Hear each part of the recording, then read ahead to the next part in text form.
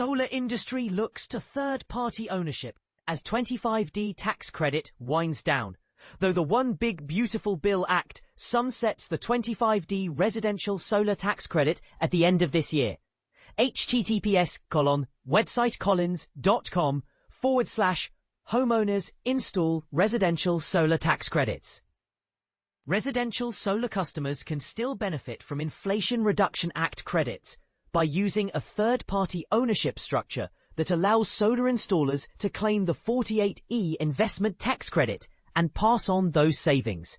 Last month, in a blog post, Aurora Solar, https://aurorasolar.com/why third-party ownership has never been more important, a developer of software for solar sales and design, said third-party ownership has never been more important, and that TPO could be the preferred option for some homeowners to access solar incentives after 2025. The 48E credit for solar requires projects that commence construction after July 4th next year be placed in service by the end of 2027. Projects that commence construction sooner can be placed in service any time before December 31st, 2029 and still qualify for the credit.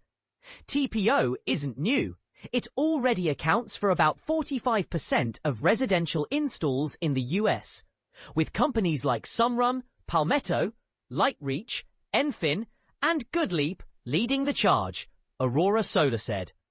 Sunrun CEO Mary Powell said during an August 6 earnings call that the company is well positioned to continue to generate strong financial returns under the enacted legislation, as it primarily benefits from the commercial investment tax credit known as 48E, as 94% of new customer additions are subscribers.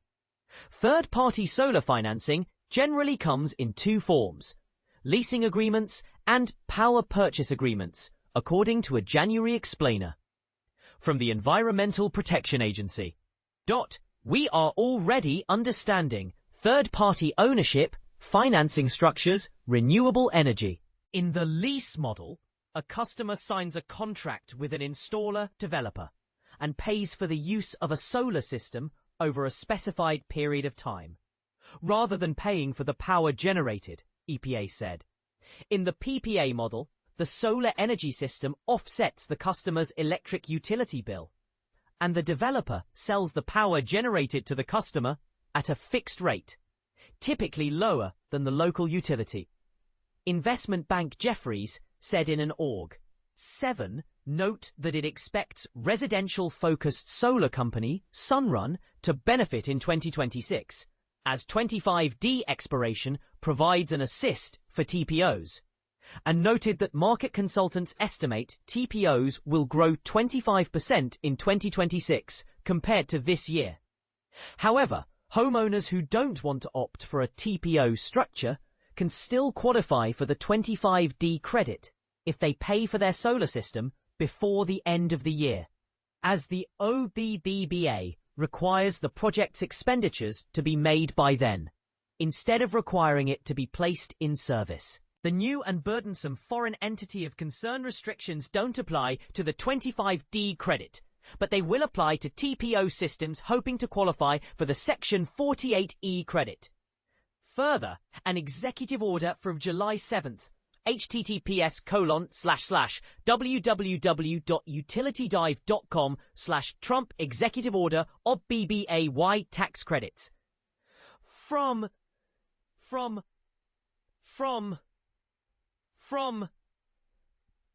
the new and burdensome foreign entity of concern restrictions don't apply to the 25D credit, but they will apply to TPO systems hoping to qualify for the Section 48E credit. Introduces additional uncertainty and could make it more difficult for TPO systems to continue qualifying for the investment tax credit. Wood Mackenzie principal analyst Zoe Gaston said in an August piece, https://www.woodmac.com/news/opinion, the U.S. residential solar total addressable market will exceed the current U.S. generation fleet.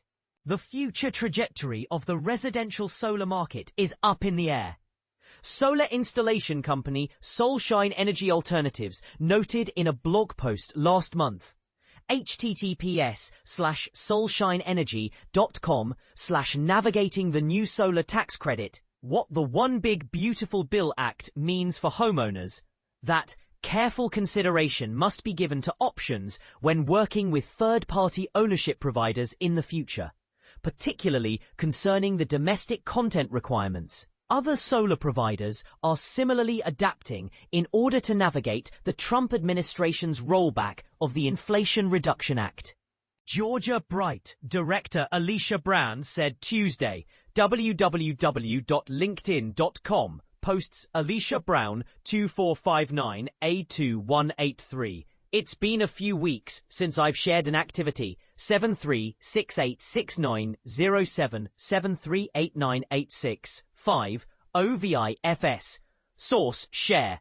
Medium. Member iOS. RCM. ACDPJ. AB. SNN. MMA. KVA. AUG.